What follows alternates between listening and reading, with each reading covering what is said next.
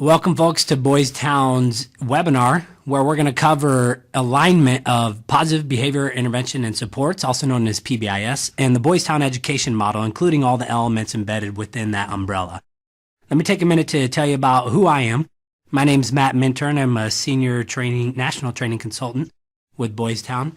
I've been with Boys Town for 10 years now, done a lot of different things. Started out in direct care with youth in our treatment group home level of care, moved up into the school, working still as a behavioral health technician and supporting behavior in the classrooms, and then took a position full-time as a paraeducator in the treatment group home school.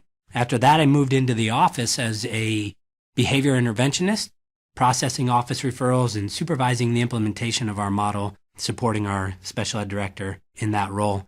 And since then, for about the past 5 years, I've worked as a national training consultant, traveling the country and staying home at times as well, working with school districts all over the country, implementing our education model and all the components of it.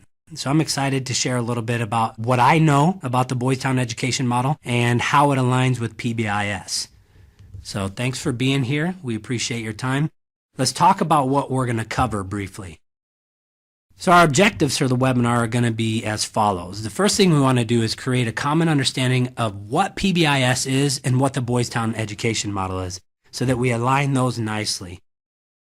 Within that, we're going to take some time to compare the overarching elements of both PBIS and the Boys Town education model.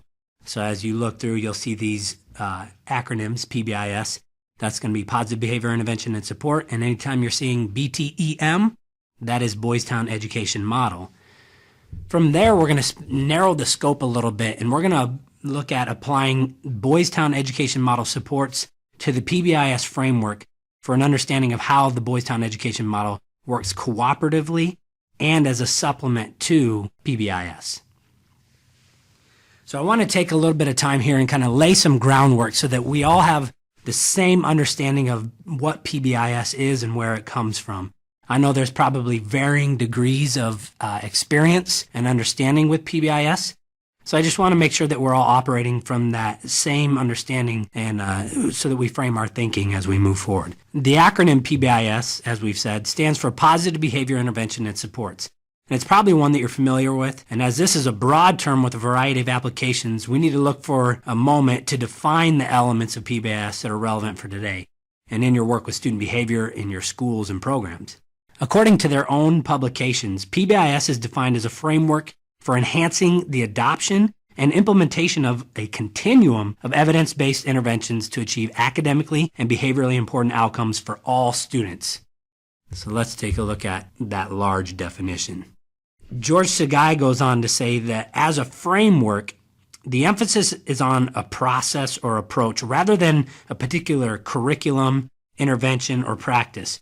And the continuum notion emphasizes how evidence or research-based behavioral practices are organized within a multi-tiered system of support, also called response to intervention. The statement will have important implications later as we're going to discuss how the Boys Town education model fits into this framework. But where did all this focus and attention come from?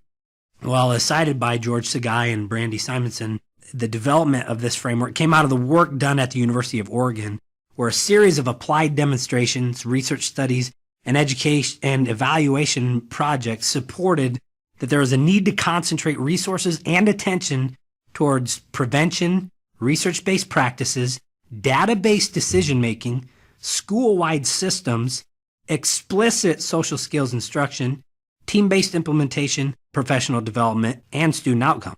So as we digest what PBIS is and where it came from, let's also take a minute and look at the Boys Town education model and where it came from. The Boys Town education model is a system-wide approach to creating respectful staff and student relationships by changing the way schools address student behavior. So this approach focuses on three critical elements, including a specific social skills curriculum taught in conjunction with rules and procedures as consistent expectations for students throughout the school. That should ring a bell according to George Sagai's elements in terms of what's important. They talked about explicit social skills instruction. Administrative intervention for students who have been referred out of class. The focus is on administering appropriate consequences and teaching replacement behaviors to help students return to class and to stay in class, thereby incorporating a proactive element to eliminate future reoccurrences of problem behavior. The model also gives staff specific interventions as part of their classroom behavior management to teach, reinforce, and correct behaviors in a consistent and predictable format. We'll address this point in greater detail later on in the presentation. The Boys Town education model is an extension of the larger research-based outreach spanning a continuum of services in healthcare and youth care that began back in 1917. The model has its roots in the teaching family model that came out of the University of Kansas in 1967 and was adapted for Boys Town's Family Homes program in 1975. In 1979, the model was adapted by Boys Town for dissemination in public schools. So now with a little history under our belt, let's take a look at both PBIS and the Boys Town education model to do a quick side-by-side comparison and a little bit of contrast. So looking at PBIS and the Boys Town education model, we're going to see a nice alignment in areas that are similar. And we're also going to see that in areas where they differ, one enhances the other. In terms of our perspective, we feel like Boys Town, our education model is a good supplement to the framework and provides specific strategy within the framework of PBIS. So let's look at some of those elements. You'll see first, PBIS has an emphasis on process and approach, and it serves as a framework. In the Boys Town education model, we look at that same emphasis on process and approach, but we also give specific intervention, strategy, and curriculum, and we also focus on practice, that the teacher's effectiveness comes from their practice of these strategies. Moving on to the next point. PBIS has a strong emphasis on multi-tiered systems of support. The Boys Town education model also has that similar emphasis to the degree that we provide various models within the overarching umbrella of the Boys Town education model, namely our well-managed schools model for general ed environments, our administrative intervention model in which administrators, deans of students, and any other staff working with referral behaviors can apply specific strategies, specialized classroom management, and many others that address the varying levels and needs for support that students present. PBIS also supports the need for and focus on prevention, research-based practices, database decision-making, school-wide systems, explicit social skills instruction, team-based implementation and professional development, and student outcomes. Boys Town education model would agree and provide specific tools and strategies to fulfill each of these areas of focus. We'll see some of those examples moving forward. The general trend you'll notice is that the Boys Town education model aligns with many of the critical elements of PBIS, and the Boys Town education model takes that alignment a step further by filling in that PBIS framework with specific tools, strategies, and resources. The Boys Town education model equips schools with concrete solutions and action plans as to how they'll fulfill the recommendation of PBIS. Let's look at how the Boys Town education model and its components fill in the framework that PBIS provides. We're going to spend quite a bit of time in this webinar taking a look at the alignment of elements of the Boys Town education model with the elements of the PBIS framework. We're going to start with that probably all too familiar graphic, the triangle, depicting multi-tiered systems of support. And as we look at the image on your screen, it's going to be important to note that we'll be focusing on the behavior side of the triangle. So I want to briefly touch on the meaning of each of the levels presented in the graphic, as these will frame our thinking as we review the Boys Town education model and all it has to offer. So start at the base of our triangle. This is what's known as our universal interventions. These are interventions that are applied to all students, and schools tend to find that this level of support is sufficient for about 80 to 90% of students. Universal interventions, also called primary prevention, takes on a very proactive approach in that schools are encouraged to establish and implement a common language, common practices, and consistent application of positive and negative consequences that are applicable in all settings in and around the school. You might say the goal of this level of intervention is to prevent new cases of problem behavior in the school. This layer of support is further comprised of the following features: development and teaching of behavioral expectations. This includes our rules, routines, and procedures, and physical arrangements whose aim is to prevent occurrences of problem behavior. labeling and teaching appropriate behavioral actions. Many schools have adopted this approach through the creation and display of matrices outlining examples of appropriate behavior in various areas of the school. There are a number of methods schools employ to teach these expectations, but it's emphasized that schools formalize a schedule and format for teaching these behavior expectations. Next, observing and praising appropriate behaviors. There's a strong emphasis on catching kids being good to the point of specifically describing the positive behavior that a student displayed. Many schools have also adopted the recommendation to use some sort of token economy along with reward schedules to reinforce appropriate behavior. As we graduate up that triangle, we're going to move on to secondary interventions. When students struggle to find success at the universal intervention level, it's necessary to employ secondary interventions as an increased level of support. At the secondary level, you'll find that interventions are more intensive as they target a smaller portion of the student body. In fact, many schools find that only about 5 to 10% of their students fall into this category, as the students tend to be at risk of engaging in more serious behavior.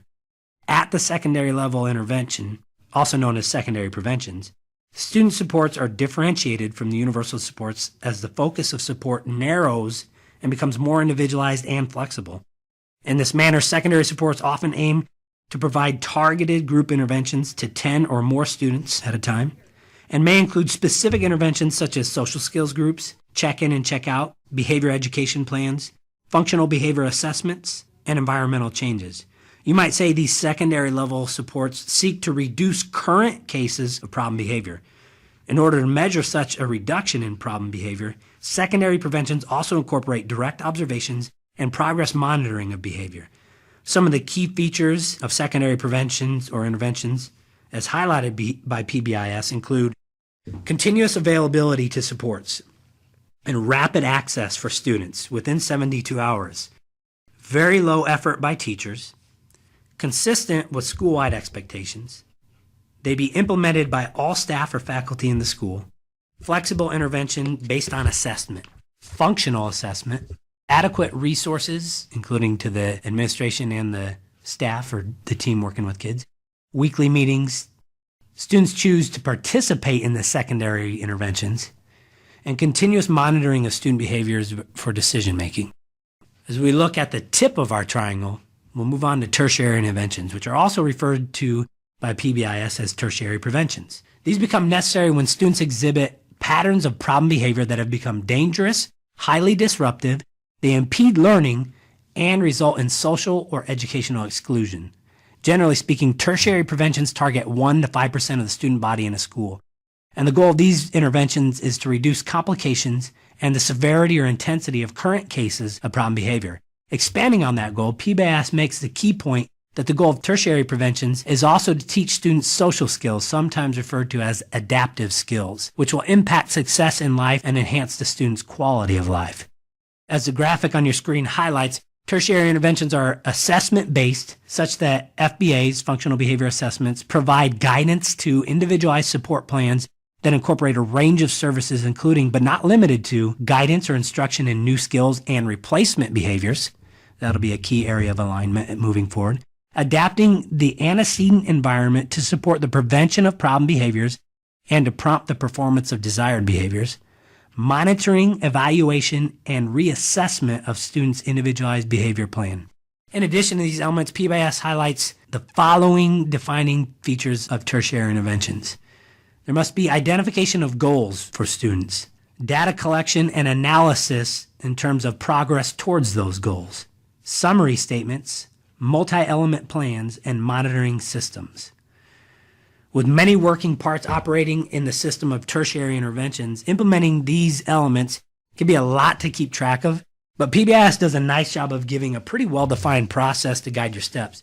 Let's look at the process of implementing tertiary prevention. The first thing they recommend is to identify goals of the intervention. This should be based on the behavioral information available and should incorporate goals for eventual stepping down of supports. Next, we'll gather relevant information. We want to know what has been done previously to identification of this student needing tertiary supports, examine any official records, and conduct direct observations of patterns. Next, we'll develop summary statements. These statements describe the relationships between the student's behaviors of concern and environmental elements. The next thing PBIS recommends is to generate a behavioral support plan. This serves as the action plan for how to meet the goals and should include environmental adaptations that serve to prevent problem behavior, teaching replacement skills and building general competencies, consequences that reinforce positive behavior and reduce problem behavior, a crisis management plan if needed, and the last element that's important in terms of implementing tertiary preventions is to implement and monitor outcomes. This includes designation of resources including staff, training, time, and physical resources. Communication, assessment, and adjustment are going to be crucial to the long-term success of the plan. The benefit of these elements to students is that educators are going to be better able to provide flexible, targeted, and individualized supports for students that lead to greater success in helping students overcome the behavioral challenges that disrupt their learning. While individualization is important, it's also worth reiterating what PBIS is very careful to point out, and that is that tertiary preventions or interventions are most effective when primary and secondary systems are well established and consistently implemented. This is a statement Boys Town fully agrees with. In other words, tertiary interventions are more successful when they operate within a larger, more generalized framework, which includes the universal and secondary level interventions. In this way, students are provided a path to the least restrictive supports, as is mandated by education law, and that upon achieving success at one level of support, they can receive an incremental reduction in support as they improve their behaviors. Slowing the transitions back to receiving solely universal interventions and providing support along the way leads to a higher rate of long-term success for students returning to least restrictive environments. Now, I know we've spent a little bit of time covering information that some of you might already be familiar with, but it's going to be important that we have the same thinking as we dive into specific elements of the Boys Town education model, including a shared understanding of PBIS's multi-tiered system of supports, and as we align those two models. So as we look at the Boys Town education model, I want to approach our alignment of PBIS and the Boys Town education model from two scales of comparison. The first scale approaches this alignment from the programmatic or model level, meaning that we're going to briefly look at the different models or curriculum that Boys Town offers and for what level of intervention each of these is most appropriate. The second scale of comparison will approach this alignment more from the perspective of applying specific interventions as appropriate at each tier of support. As our most broad client base utilizes the well-managed schools model, we'll speak mostly to the versatility of specific well-managed schools interventions, as they can provide differentiated levels of support as related to the need of the student. We'll touch on some of the elements of other Boys Town curricula as they become relevant to the conversation at each level of intervention or prevention. So hang on tight. We're going to dive right on into the programmatic level alignment of Boys Town education model and PBIS. So I want to direct your attention to the graphic, as this is going to provide a nice frame of overlap between PBIS's multi-tiered system of supports and the tier of models that Boys Town offers. Let's take a look at this alignment and begin with the universal interventions level support. Now I want to point out right away that your graphic depicts these specific universal supports as spanning all three levels: universal, secondary, and tertiary interventions. The reason for this is that within each of the models presented, there exists a gradient of strategies to employ with students at each of the three levels of support. However, these models provide solid strategies to use for all students as universal preventions. We'll examine the specific strategies in all of these model adaptations later when we narrow the scope to discuss strategies at all three levels of support. For now, let's provide a summary of what each of these model adaptations entails. If we look at the well-managed schools model, this adaptation of the Boys Town education model is probably our most generic, as it applies to and has been utilized in general education classrooms across grades K through 12. The well-managed schools model provides schools specific teaching strategies as they support their students with a range of interventions to address behavior. The model provides common language and common standards for behavior as teachers learn and use Boys Town social skills to teach students those standards of appropriate behavior.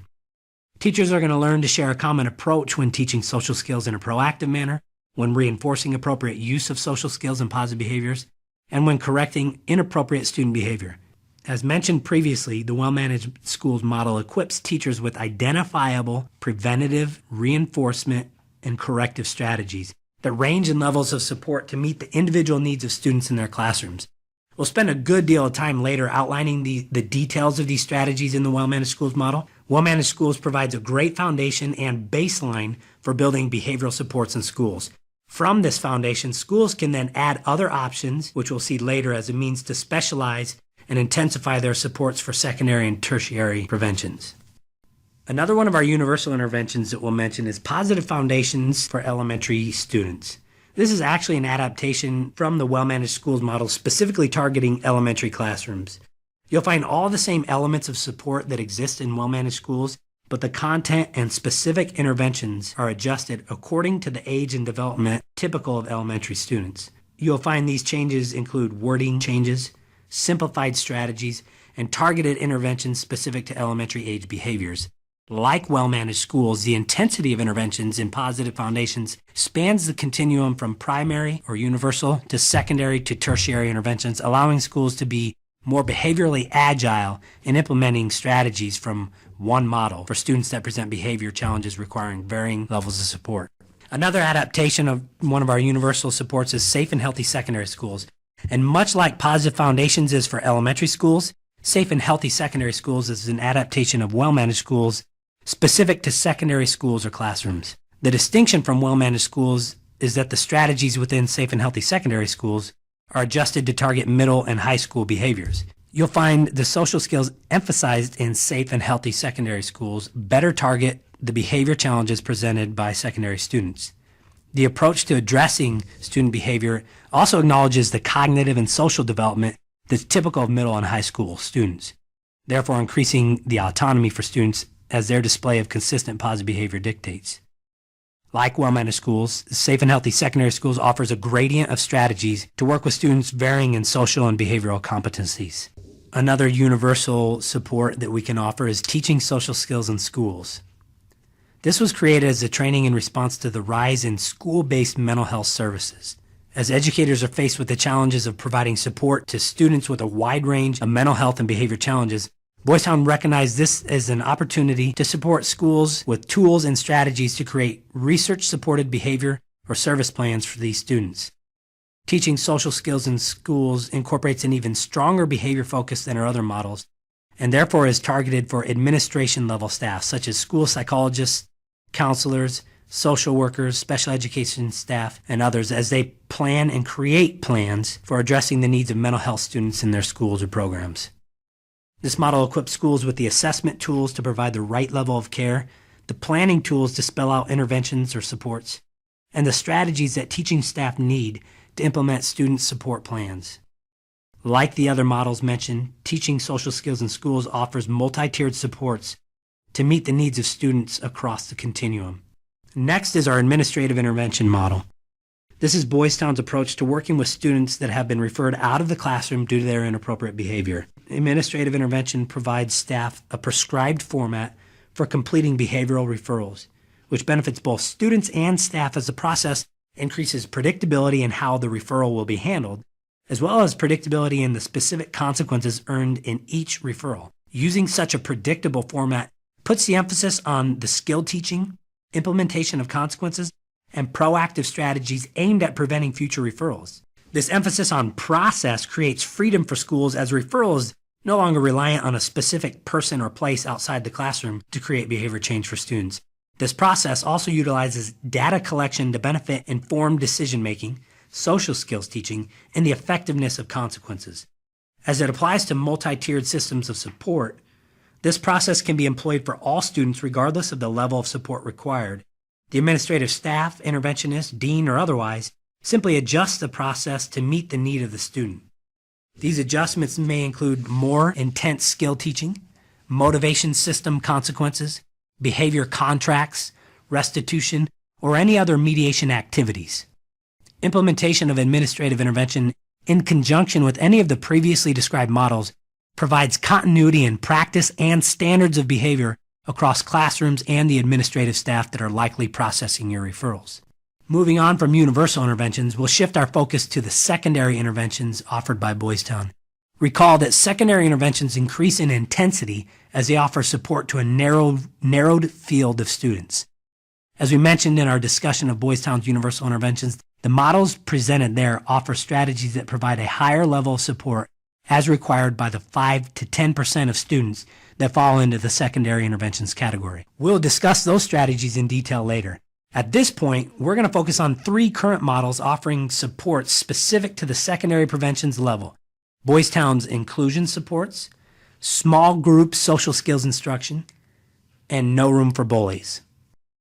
Boys Town's inclusion supports model was designed to be a transition level of support between our well-managed schools model, generally employed as a universal intervention, and our specialized classroom management model, which is a tertiary intervention we'll discuss shortly. Our inclusion supports model was built off a check-in, check-out platform and was largely informed by the recommendations PBIS offers for check-in, check-out. Expanding on that foundation, Boys Town incorporates strategies within inclusion that draw on the same skill-based strategies we've seen in other models discussed, but they're tailored for use by both gen ed teachers, who may or may not be as familiar with the teaching strategies, as well as the inclusion staff assigned to facilitate check-in, check-out with students. In addition to strategies, our inclusion supports also offers tools to facilitate data collection, record keeping, communication between teachers, students, and parents, as well as a bank of tools to work with students requiring more intensive support when behavior escalates. Gen Ed teachers are given support for how to incorporate inclusion level students in class, while check-in, check-out coordinators or SPED teachers have the tools necessary to meet PBIS's recommendations regarding assessments, goal setting, progress monitoring, and flexibility. Let's take a brief look at some of the tools available through Boys Town's inclusion supports model. So what we've done is create an option that allows teachers to work with students' daily behavior. The basis of this is the student's progress card or progress log.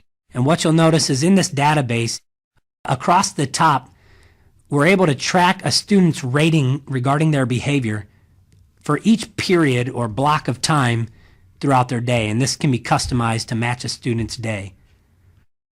And what you're seeing is that the tracking is a rating system from 0 to 2 regarding specific success skills prescribed to students in order to impact their behavior. So example you're seeing right now is greeting others. And what the teacher has done is look at the student's progress card to be able to enter in the daily record of scores for individual periods specific to each of those success skills. So the next success skill from the bank of options is having a conversation, as an example. Again, the teacher can quickly reflect on that card at the end of the student's day during checkout and note the teacher's rating of that student's performance. At the end of the day, they'll get a daily point total, in which case they may use those points to spend for certain privileges. We also want to be able to track this performance on a number of different levels. We'd like to be able to average the daily rating for each of the skills themselves, so success skills 1, 2, or 3, as well as the average that they might be rated out according to that skill by period. The reason for this is we want to be able to track patterns. Is there a specific academic area or class that a student might still be struggling with? Or is it a specific social skill that they're still struggling with? Being able to dissect the data allows us to view those trends and patterns and target our interventions more purposefully. Based on the tools presented here, the goal is to provide sufficient supports for student success while minimizing the investment of time, resources, and staff as students transition to lower levels of care and support. Another secondary prevention offered by the Boys Town education model is the social skills curriculum of 182 social skills that can be used for small group instruction. We offer a text teaching social skills to youth that spells out each of these 182 social skills, task analyzed with the steps and the name of the skill. The example you've got on your screen now is the skill of completing tasks. These skills can be used for students that are identified needing increased supports, and in that, educators are able to offer targeted supports and intervention applied in a group setting to equip students with the necessary skills to help those students develop better social skills or life skills, and hopefully shed the at-risk label. Boys Town also offers lesson plans and resources aimed at teaching students social skills. Some of those lesson plans are offered for free, can be accessed at our website, boystowntraining.org. Also, for a fee, through our Boys Town Press, we've got a couple different lesson plan resources that use the skills taken from teaching social skills to youth and provide specific lesson plans for an excerpt of some of those skills. The next secondary intervention that we offer kind of pertains to some of the recent trends you've seen over the last, say, 5 to 10 years in schools. We recognize there's an increased awareness that's been raised regarding bullying. So Boys Town offers its No Room for Bullies curriculum that draws on bullying research and prevention strategies to offer specific interventions to address the victim, the bully, and the bystander. Along with these strategies are specific social skills that help each of these students to make better choices when faced with bullying. In conjunction with this curriculum, Boys Town offers teachers a collection of lesson plans that can be for the whole class or small groups targeting the issue of bullying. From here, let's shift our focus to the remaining 1 to 5% of students whose need for supports falls into that tertiary prevention category. Recall, these are students whose behavior has impeded their learning process and or has become highly disruptive on a regular basis. Boys Town offers our specialized classroom management model, positive alternatives to school suspension, and our day school replication project as options for schools to meet the needs of these students. We'll briefly look at some of the defining elements of each of these supports while tying back to PBIS's recommendation for tertiary supports. Our specialized classroom management model is where we're going to start our examination of tertiary supports in terms of what Boys Town offers. In doing so, I first want to give you a bird's eye view of the SCM or specialized classroom management model. Then I want to walk through each of the recommendations PBIS makes for tertiary preventions or support and provide SCM's answer to that recommendation. So as we look at what's embedded in the Boys Town education model and specifically the specialized classroom management model, there are several elements working in conjunction with one another.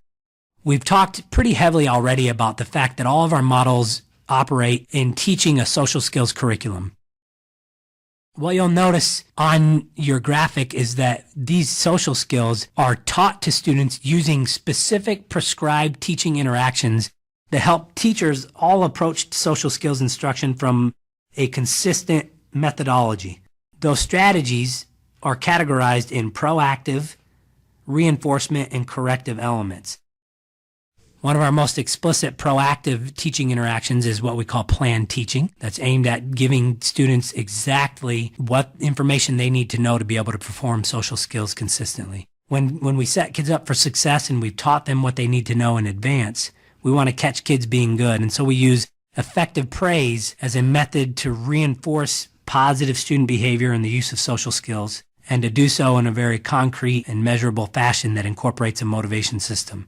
We also know children will make mistakes regarding the social skills and behavior they display. So we want to have a very prescribed, consistent, teaching-focused method for addressing problem behavior. We call that corrective teaching, in which we're able to address inappropriate behavior and teach replacement behavior and provide a consequence for negative behavior. When that correction is ill-received by students, we know that one of the most difficult situations teachers face in schools is when students escalate their behavior. So we provide a very well-explained, clearly prescribed format and a set of tools for teachers to fall back on regarding de-escalating emotionally intense situations.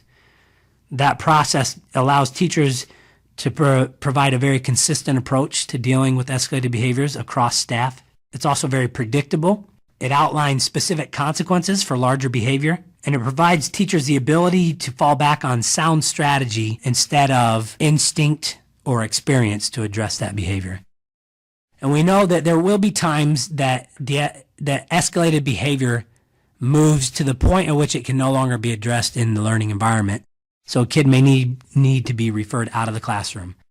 The education model, including specialized classroom management, incorporates administrative intervention, which we've touched on already, but that is our process for administrators or interventionists or deans of students, anyone to be able to work with students when their behavior leads to them being removed from the classroom. Understanding that the tertiary level of supports requires that we're able to progress monitor, we need to build in a very concrete method to monitor students' progress, to account for positive and negative consequences, to help set goals, and to help very systematically reduce the level of support that kids need as they transition from higher levels within a tertiary support and even eventually out of tertiary supports, maybe perhaps to secondary or even universal environments. We incorporate a motivation system. That motivation system is a very comprehensive system that allows us to establish the proper need for support based on students' behavior. We also help promote self-determination as students begin to connect their behavior to specific consequences, and those consequences help them progress from higher to lower levels of support within the motivation system, as outlined by our daily progress merit on and off card levels. Each of these levels steps down in levels of support that more closely mirror a lesser restrictive level of care, such as a secondary or universal level of support. Having an understanding or a bird's eye view of the specialized classroom management model, I now just want to take a minute and compare some of PBIS's recommendations for tertiary supports and specific elements within the specialized classroom management model. So what you're seeing now is a table that aligns and provides a side-by-side comparison of the recommendations PBIS provides and specific elements of specialized classroom management as they relate to a tertiary level of support. The first thing PBIS recommends is that tertiary levels or preventions provide guidance and instruction in new skills and replacement behaviors. This is a feature that is deeply embedded in the specialized classroom management model as it draws from 182 identifiable and well-defined social skills from our Teaching Social Skills to Youth book. These are taught to students daily through spontaneous teaching interactions, including the planned teaching, effective praise, and corrective teaching interactions we've previously mentioned. Each student is given 3 target skills to address their greatest needs for support in terms of skill-based instruction. And therefore, the teaching that occurs in the specialized classroom management model throughout the day provides constant access of students to social skills instruction. The next point of recommendation from PBIS is there's a need to adapt the antecedent environment to support prevention of problem behaviors and to prompt the performance of desired behaviors. One of the benefits of the specialized classroom management model is that it provides teachers tools to help increase predictability in the classroom, specifically pertaining to physical environment. Some of these tools include social skills posters that provide prompts to and communication of expectations regarding social skills. We outline methods for establishing and communicating and displaying your rules, procedures, including an alternative plan, which outlines for students expectations for when the teacher's attention is away from the class as a whole, maybe due to interaction with other staff, a phone call, things like that, or when attention needs to be devoted for individual students struggling with behavior. Other adjustments include the posting of consequences, rewards, even perhaps movement from one level to another, the daily progress and merit levels, so that kids have a very clear understanding of their environment, of what their expectations are, and how they can navigate that environment successfully. Another recommendation by PBIS is that there needs to be very clear monitoring, evaluation, and assessment of students' individual behavior plans. The specialized classroom management model provides tools such as student point cards, account books, teaching records, and referral logs that provide concrete assessments of students' behavior plans on a daily, weekly, and monthly basis. These tools enable staff to utilize specific markers and determinants of success and progress to evaluate the effectiveness of interventions, as well as the readiness for students to step down to lower levels of support. PBIS also recommends of tertiary preventions that there be a clear identification of goals. In SCM, students, parents, and teachers alike can clearly and specifically identify measurable, long, and short-term goals using elements of the specialized classroom management model. These might include reducing behavior concerns for a certain skill area by a specific number or frequency over a prescribed time period, or even as simple as working towards a specific reinforcer for a given day.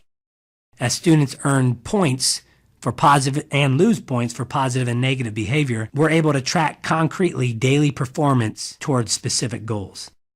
PBIS also recommends data collection and analysis regarding student behavior. In the SEM model, there's a wealth of daily data through the use of point cards and long-term data through the use of data collection tools such as a teaching record that accounts for behavioral concerns on a daily basis across a monthly period, account books in which we see a student's ability to accumulate positive points related to behavior, and referral logs that outline time spent away from the learning environment in a referral setting to address more intensive behavior.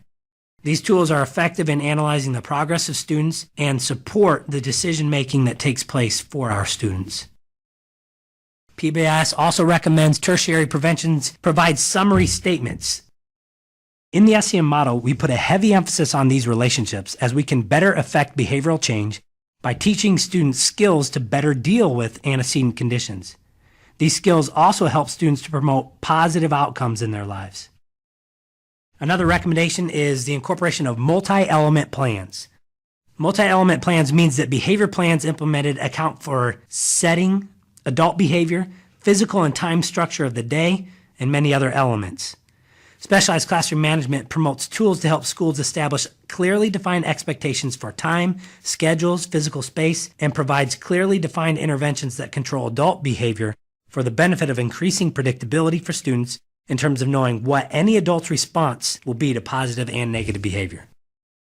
So we spent quite a bit of time analyzing specialized classroom management as a tertiary level support. The reason behind that is it's a very large and comprehensive model that deals specifically with the challenges that those students at that level can provide. So circling back to the remaining elements embedded within tertiary supports that Boys Town provides, we want to touch on our positive alternatives to school suspension and our day school replication project. So positive alternatives to school suspension, also called PASS, is designed to help schools reduce their use of and number of out-of-school suspension days by incorporating more flexibility in their use of in-school suspension. The way this is accomplished is by partnering with other area schools to utilize their staff as an added layer of contrast in-school suspension. PASS provides in-school suspension staff tools to increase consistency in procedures and practices when working with students during ISS. PASS provides clearly defined methods to mediate problem behavior while also scheduling in academic supports to ensure that students serving ISS don't fall too far behind in academics. Let's move on to our day school replication project. You might say that our day school replication project is an alternative school in a bag. And what we mean by that is Boys Town provides a pre-packaged partnership to help schools start up and run a day school program to support students needing an alternative placement to continue their education. Boys Town provides support in creating staff and student manuals, providing training needs, ongoing professional development, consultation and coaching to ensure long-term fidelity of implementation of Boys Town's specialized classroom management model. From here, we're going to move on and we'll narrow the scope yet further to focus on specific strategies in our models, namely the well-managed schools model, to explore different tools presented within as we transition from universal to secondary to tertiary supports. We will examine these strategies categorically. This means we're going to look at all the proactive strategies, all the reinforcement or praise strategies, and all the corrective strategies according to their respective categories. Within each category, we'll start at the universal interventions level and progress to the tertiary interventions level. So let's get started. In terms of preventing problem behavior, our well-managed schools model approaches our universal interventions by outlining that we should set clear, specific behavioral expectations before problems occur. Planned teaching, preventive prompts, and blended teaching are a few of the strategies that teachers are trained on in order to provide these expectations. We may use whole group planned teaching to teach expectations, procedures, and skills. Blended teaching may be used to blend academic content and social skill instruction, and preventive prompts to reinforce the expectations. And we want to apply these expectations consistently and also teach social skills to introduce new skills or prevent problematic behaviors. At the secondary level, we prevent problem behavior by organizing social skills groups. Students identified as at risk can gain social skills in order to support identified deficits or potential weaknesses that lead to problematic behavior. We can also identify a peer model to practice social skills with another student under adult supervision. At the secondary level, we also use more frequent planned teaching and individualized preventive prompts. This promotes a tailored approach that will meet specific needs for individual students as they acquire skills to overcome behavior deficits. Another element is to provide or partner with outside resources that may be needed to practice skills. This may include counselors, school psychs, anyone able to provide small group or specialized skill instruction. Within the scope of preventing problem behavior at the tertiary level, we intensify our interventions and we identify and use specific and individualized targeted skills to address students' needs. At this level, there's a greater frequency of individualized planned teaching, a strategy that teaches a social skill in an explicit manner. We also partner with outside supports to a greater degree, again, being the counselor, therapist, parents, special education staff, or any other members of a student's assistant team. Lastly, we provide frequent individualized preventive prompts at the tertiary level to continually guide and lead our students through their day so that they constantly know what to expect. If we shift our focus from preventing problem behavior, we next want to look at encouraging positive behavior. Again, starting at the base of the pyramid at our universal level, our goal is to reinforce student behavior using primarily general and specific praise. We strive to provide a 4-to-1 ratio of praise statements to corrective statements, as this tends to build better climate and culture within schools and classrooms individually. It provides students a reinforcement reserve, which tends to lead to fewer disruptions in response to correction, and impacts rapport and respect with students and teachers. At the universal level, we also increase specificity for new or difficult behaviors or skills in terms of the praise that we use. We reinforce students as soon as possible, and we use generalized effective praise to reinforce developing skills.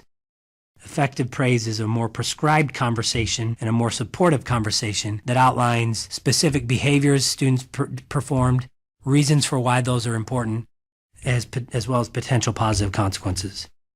Moving up the pyramid to our secondary levels of support for encouraging positive behavior, we intensify our interventions by using frequent specific praise with greater frequency, meaning we're praising specific behaviors or social skills performed by students to a greater degree. We also use skill-focused effective praise for new or difficult skills. At the secondary level, we also tend to reinforce approximations of appropriate behaviors, as we know that social skills and some behaviors are more difficult for kids at the secondary level. We want to skill build by reinforcing approximations that allow them to build upon elements of behavior that are positive. At the peak of our pyramid, the tertiary level of support, we encourage positive behavior by maintaining a minimum of a 4-to-1 ratio of praise statements to corrective statements. This ratio may increase, especially for students with greater skill deficits who are at the acquisition level of skill development. We may increase that ratio from 4-to-1 to perhaps 8-to-10-to-1. At the tertiary level, we use frequent skill-focused effective praise for targeted skills. We reinforce approximations of appropriate behaviors. We also partner with outside resources to provide additional positive support. At the tertiary level, effective praise is combined with positive consequences within a motivation system to help track student performance, also to provide an external reinforcer for students who otherwise have difficulty maintaining and using social skills or positive behavior. Next, let's look at the continuum of correction as it relates to universal, secondary, and tertiary interventions. At the universal level, it's important that when correcting behavior, we are consistent and correct inappropriate behaviors when they are small before they grow or lead to larger disruptions. To do so, we use primarily prompts, verbal or nonverbal prompts. We use specified corrective strategies we call coupling statements, reality statements, specific praise or empathy, and cool down time. We also tend to use guided self-correction, a strategy designed for students to respond to teacher-led questioning in which the student arrives at the conclusion for how to correct their own behavior. We also rely on de-escalation strategies when needed, as even students at the universal level can be prone to outbursts or temper escalations. Moving up the pyramid to the secondary level, we have a heavier reliance on guided self-correction and frequent corrective teaching to address skill deficits. These two strategies are larger corrective strategies that allow teachers to have targeted, skill-based, teaching-focused conversations with the students to address skill deficits. Corrective teaching can also incorporate the use of a consequence, a classroom-level consequence, to provide an aversion to future negative behavior. These conversations emphasize skill development to help students, again, shed that at-risk label. Specific skills that these students are identified in terms of weakness can be developed so that students can perform these skills on a more consistent basis. And again, just as universal level supports indicate, we de-escalate these students as needed according to our prescribed format of dealing with an emotionally intense situation. Moving back up to the top of the pyramid regarding correction, at the tertiary level of prevention or support, we identify and use specific and individualized target skills to address a student's needs. These skills provide intensified focus to meet a student's skill deficit. To help these students skill build, we use frequent corrective teaching for those target skills.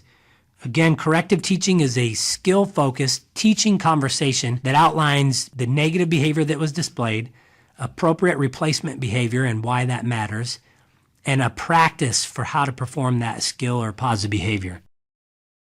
Corrective teaching also tends to combine negative consequences within a motivation system, as tertiary students often need both the tracking of behavioral performance, positive and negative, but also tend to be externally motivated and need a more concrete connection between their behavior and an outcome. We also look at the importance of managing yourself as an important strategy in dealing with correction at the tertiary level. In managing ourselves, it's important that we monitor our own behavior and be aware of triggers that might cause us to react emotionally to student behavior and therefore reduce our effectiveness at managing student behavior, our effectiveness at teaching replacement behavior, but also they tend to we can damage student relationships, student-teacher relationships when we escalate our behavior or lose control of our own behavior. At the tertiary level, there is an increased emphasis on partnering with outside supports, including counselors, therapists, parents, special education staff, or others, to help address the skill deficits and the needs for support when correcting student behavior. And again, as is mentioned in universal and secondary interventions, there's an emphasis on de-escalation as needed for these students when the loss of self-control is presented. A note on de-escalation, obviously students at this level of support tend to have a higher frequency of behavioral outbursts, have a greater need for the teaching of self-control strategies, and this de-escalation process is designed to provide that support in a very predictable and consistent manner so that students recognize that when their behavior escalates, they are both accountable to behavior, but that the teacher's efforts are also aimed at helping them prevent and reduce that escalated behavior. So moving on from the examination of specific strategies from our well-managed schools model for proactive praise and corrective interventions, and across all levels, universal, secondary, and tertiary, we also just want to touch on some of the helpful hints when using any of the elements of the Boys Town education model. Some of the things we recognize that are important are that as teachers, it's important that we maintain our quality components. What we mean by quality components are a calm voice tone, giving eye contact, comfortable proximity, appropriate humor, that our body language and gestures communicate that we're looking to have a conversation rather than a confrontation. We also recognize the need to use preventative prompts.